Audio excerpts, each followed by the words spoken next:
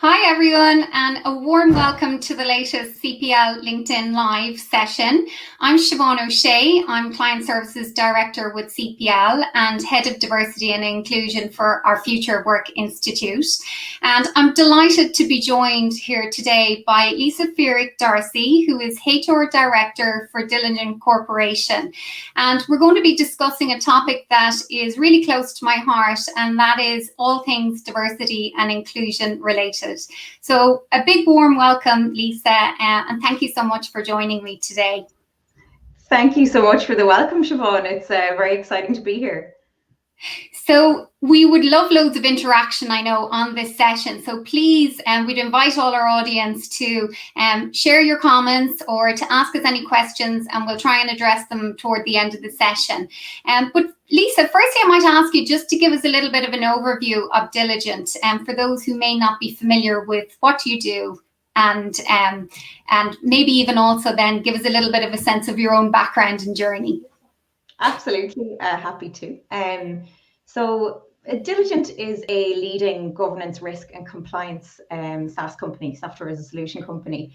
So what is that? I guess in its simplest sense, governance is the essence of how we decide things should happen and how we make decisions. And Diligent really provides the software and services to corporations and nonprofits to support how they make decisions in that area of governance, risk and compliance. So I guess our work is centered on equipping leaders with the technology, the insights, the confidence really to drive greater impact and accountability through a modern view of governance, risk and compliance. We work with over 700,000 CEOs, board directors, executives across 25,000 plus organizations globally.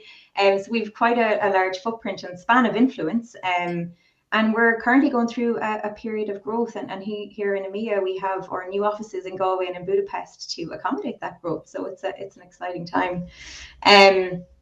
On my own background then, thanks very much for asking. I'm originally from the west of Ireland. I'm from a town called Ballinasloe in County Galway. And I have to get a plug in as well. I started my HR career here in Galway too when I did my master's in human resource management in NUI Galway as a mature student back in 2009. So a big plug for the university and the program there. I learned a lot and had a huge amount of fun in the process.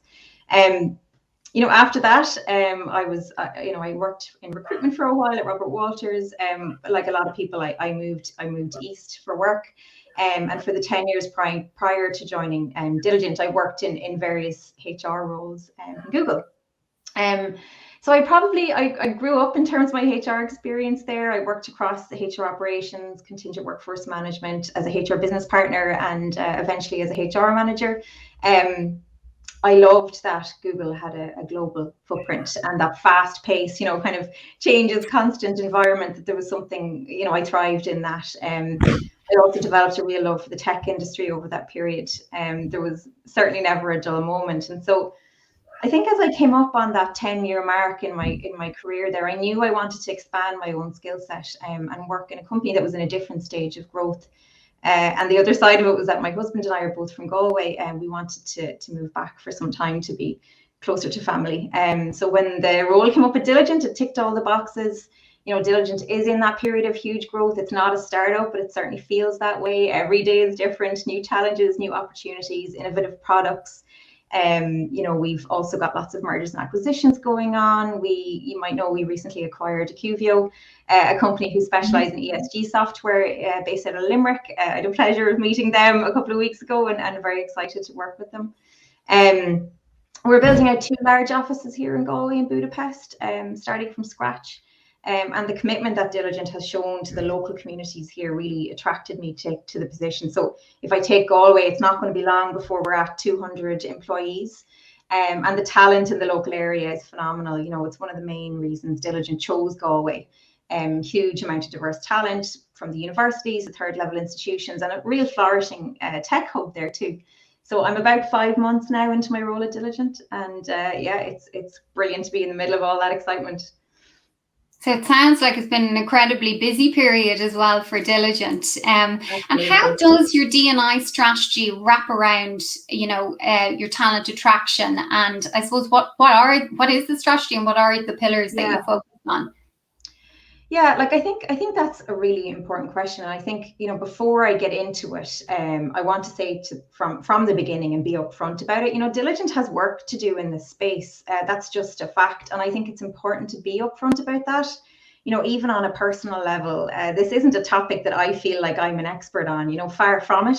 But I want to learn, I want to improve, become more aware of the unconscious biases within myself and around me.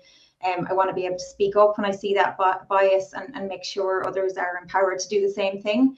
And really that's echoed in Diligence strategy. The foundation of which is that we strive to create a diverse workforce where everybody has a sense of belonging and can bring their real selves to work every day. So it's not groundbreaking, it's just the right thing to do.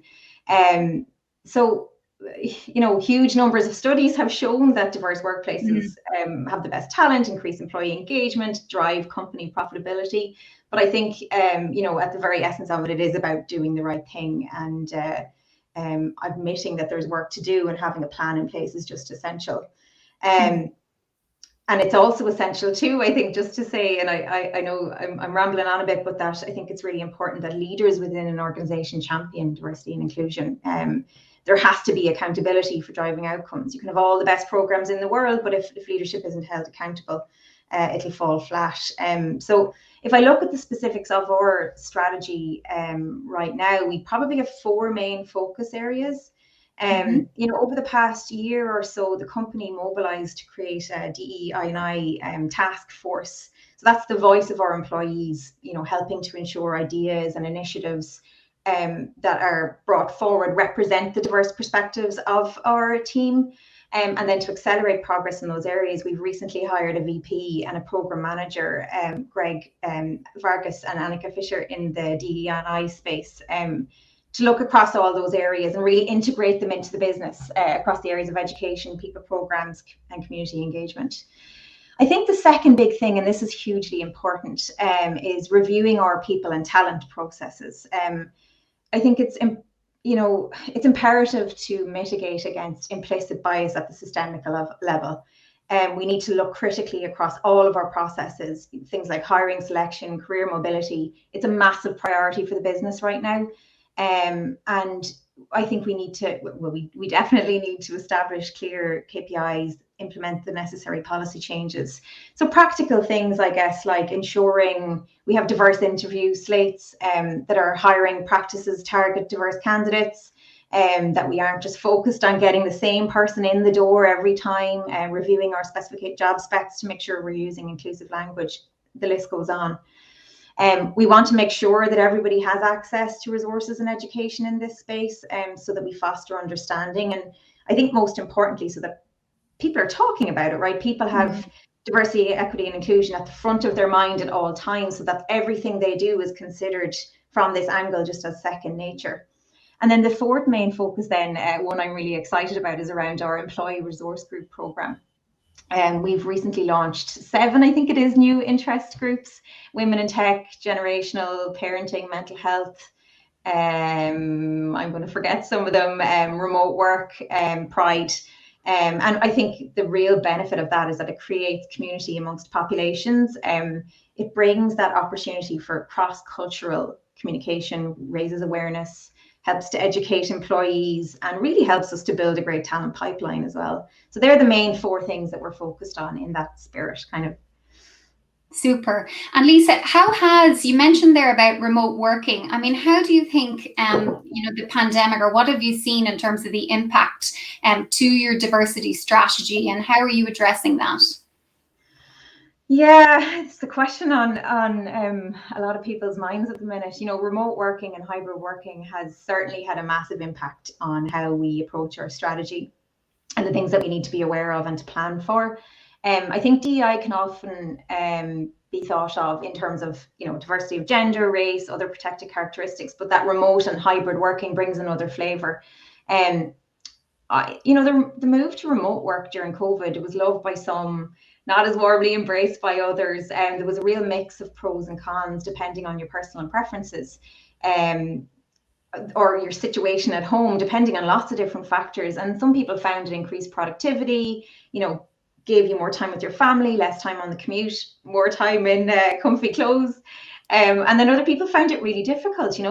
Some people had no space to work at home, shared workspaces, children around your legs because they weren't in school. And I think a lot of what we experienced over the last month wasn't real remote work in its purest sense. There was so much else going on. And so now, as normality starts to resume, whatever normality is now, right, we have to address that head on to ensure there's a level playing field.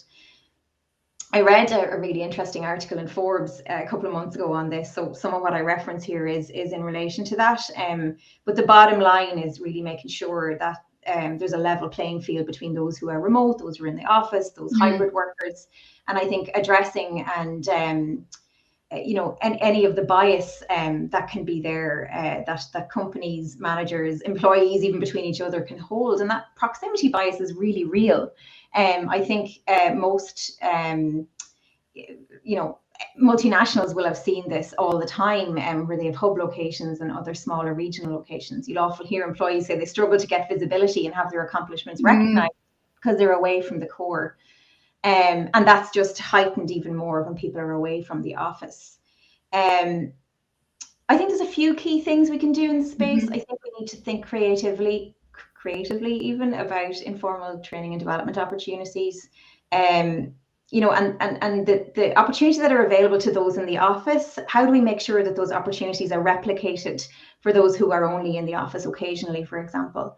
I think we need to look really critically at evaluation systems and assessment systems. Peer and manager feedback is very liable to proximity bias. And so we need to think about how we account for that. We need to train managers in that space. This is new.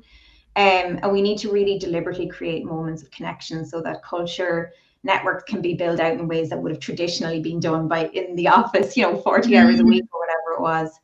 And then I think one thing that's really important is monitoring advancement. How are those employees who are not as frequently in the office progressing when you compare them to those who are? I think that'll be a measure of whether hybrid work is differentiating negatively. And we need to really monitor that and then pivot in real time when those gaps start to appear. Yeah, it's going to be very interesting times ahead for sure, I think, with the challenges and opportunities that this, new world and of ways of working is going to present to all of us.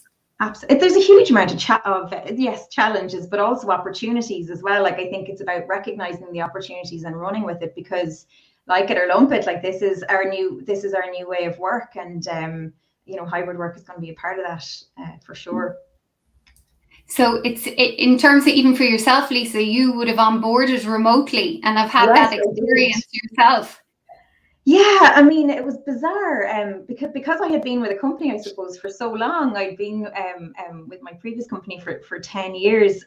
Starting a new job was always going to be a little bit daunting, and then to do it remotely was even more scary, and it's hard to think about how you're going to make those connections.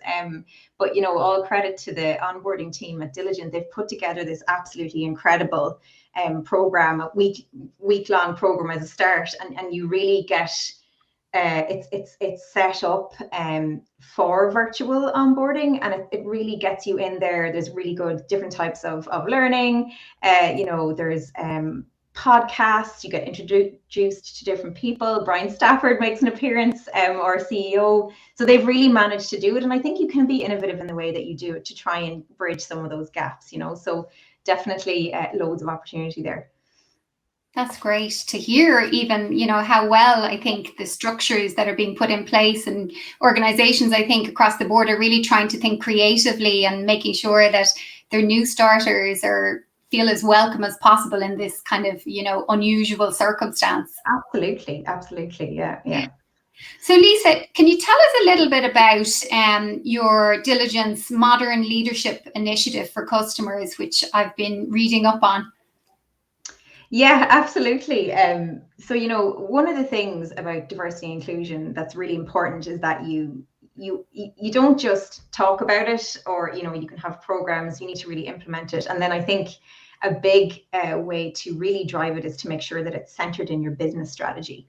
And what I love about Diligent is that we actually have products that are doing just that. So with a span of influence that we have across, 700,000 plus directors, board members, CEOs, 25,000 organizations, we realized that we really had a huge opportunity to be able to influence very senior people across different organizations, and to be able to influence diversity and inclusion across that significant platform. Figures from 2019, I think, had shown that only 11% of board appointees in Fortune 500 companies were African American. Only 5% of CEOs in those companies were female. Figures were even lower for people of color. So we created the Modern Leadership Initiative that you referenced, with the premise that diverse leadership is absolutely essential to modern governance. We launched this last June to really champion diversity at the board and executive level. And I am just being prompted that my battery is running low. Sorry about that. That's okay. These things happen. This is the world we're living in now. Yeah, absolutely. But yeah, we launched it last June to kind of champion diversity at that board and the executive level, and to make sure, I guess, that customers had the right resources at their fingertips to identify and connect with fantastic diverse talent, to free access to a director network. So I think to date, we've partnered with over 30 diversity organizations, making sure that their members have access to this network. We've received more than 500 nominations of diverse and rising directors from our board member customers. And I think more than 120 board opportunities have come through and been shared within the director network, all in the name of creating more transparency and allowing those who might not be networked into an organization the chance, to raise their hand and have a new door opened. We've had 3 direct placements so far where an organization has posted a role on the network and found the candidate through the tool. So it might not sound like a lot, but just the average board seat takes 18 months to fill. So we're really just getting started, definitely. God, those stats you shared at the start there are just shocking, aren't they? When you hear that 5%, of the representation is female. I mean, gender diversity, obviously within the tech world, is a huge challenge. I mean, but equally, again, presents huge opportunity. How are you seeing that manifest in Diligent?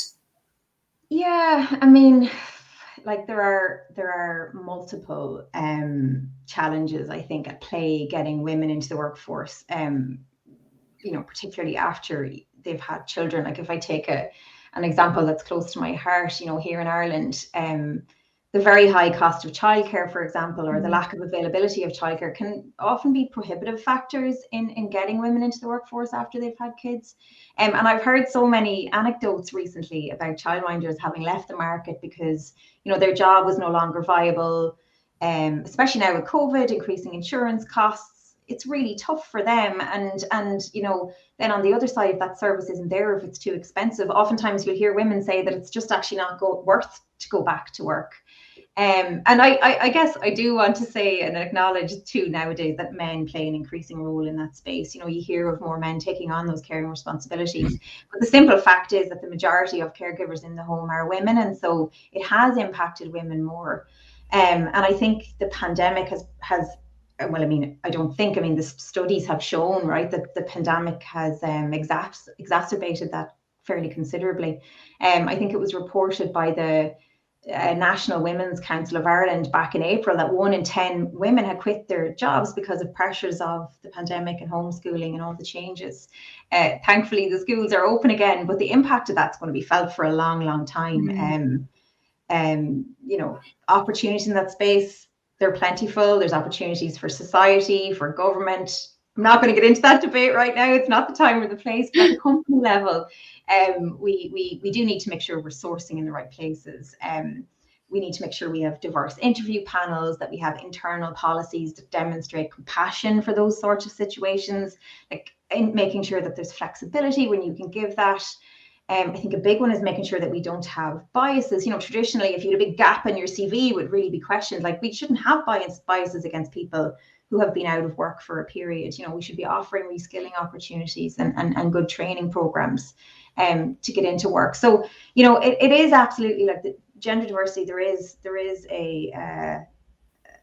It's a very definite thing, but I think there are lots of opportunities to be able to take it on, and it's just very prevalent right now with coming off the back of the pandemic. Hopefully we are coming off the back of it. Exactly. Yeah, I hear echoing that, I can tell you. So I have one final question for you, Lisa, before we wrap up, and just say thanks to all our audience who've tuned in today from all over the world, actually, from what I'm seeing.